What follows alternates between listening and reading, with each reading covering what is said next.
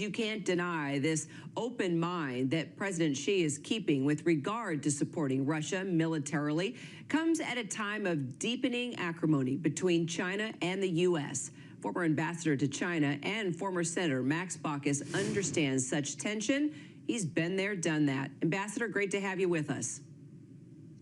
Thank you very much. Good to be here. Thank you. Well, as we wait on the transcript, hopefully we will get more about this call. But do you think that Biden will tell China to be on the right side of history here and tell President Xi that he needs to tell Putin to end this war?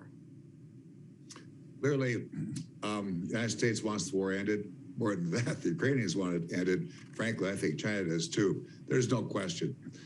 President Biden will speak very strongly about the consequences that China will pay if China in any material way supports Russia. President Biden, I think, is in a very strong position right now. That's because Putin appears to be very weakened. Russia is very weakened. Russia's not done very well in Ukraine. And not only that, the Ukrainians are forcing a huge, big resistance against Putin. And after that, the resolve of all the allies and other Western countries. So Biden speaks from a position of power, a position of strength, and explained to President Xi that he better not support Russia. But it's really up to China at this point. So do you think Xi will listen to Biden? He'll listen, but that's part of the problem. He will only listen. Yeah. And he'll utter platitudes, saying the right things, saying how China wants to be a broker, play a role to wind down the war in Ukraine. That's probably what he'll say.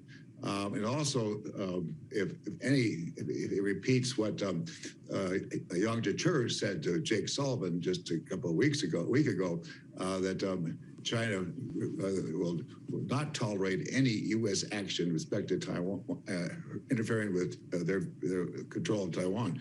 But still, the big question is, China will probably kind of play footsie with Russia. They'll say one thing and maybe do another. They'll help a little bit, but not too much. The main perspective for China is China wants to be a world power. It'll do all it can to be a world power, and it's going to play different countries off the other in order to achieve that goal.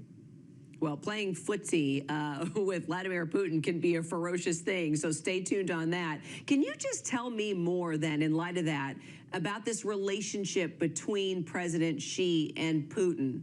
What is it, this attraction, this bit of loyalty, I guess you could say, between these two? Well, they're both autocrats. Neither country is a democracy. And so each respects the other, and each wants to deal with the other, knowing that it doesn't have to worry too much about democratic forces in the other country. Add to that, they have a common border, and it's fraught with intention. Sometimes, actually, prior to the visit of President Nixon to China, there were about 1 million troops, Russian troops, positioned on the Chinese border. That's one reason Nixon went over to say, hey, we're with you, China, as you try to do with Russia. So it's hot and cold, the relationship with China and with Russia, and each uses the other to its advantage. China needs a lot more energy than it consumes. It needs to buy Russian oil, and Putin wants to sell oil to Russia. And I think because Putin's in a weak position right now, that China will be able to get better terms when it purchases oil from Russia. But essentially, it's a relationship of they kind of respect each other. They're not really bosom buddies. They're not great friends, but they use each other in order to gain their advantages. Yeah, all roads lead to oil. So what more would you suggest that NATO countries do to try and deter China? First we have to deter Russia and Ukraine. And I think the NATO countries are doing a very, very good job. They're sending all kinds of supplies, the aid, short of outright military aid. I think that would be a disaster if they would do so, because that would be a full-scale war with Russia and potential consequences. But I think NATO is in kind of an ambiguous position with respect to China. Don't forget, there's a lot of trade and investment between NATO countries, European countries, and China. I mean, U.S. and China. and Ukraine and China and Ukraine and Russia. So that the economic forces are very strong, and frankly, they're kind of an underpinning of peace. Because if more the economy implodes in all our countries, more that's going to hurt an awful lot of people. So we like to maintain as much economic ties as we can. The problem here is we use sanctions to achieve a political public policy aims, and frankly, these don't work very well. They don't change behavior. They hurt a lot of people. But we do that because we do not want to use military forces.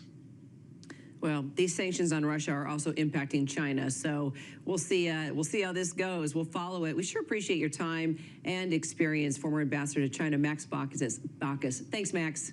On the ABC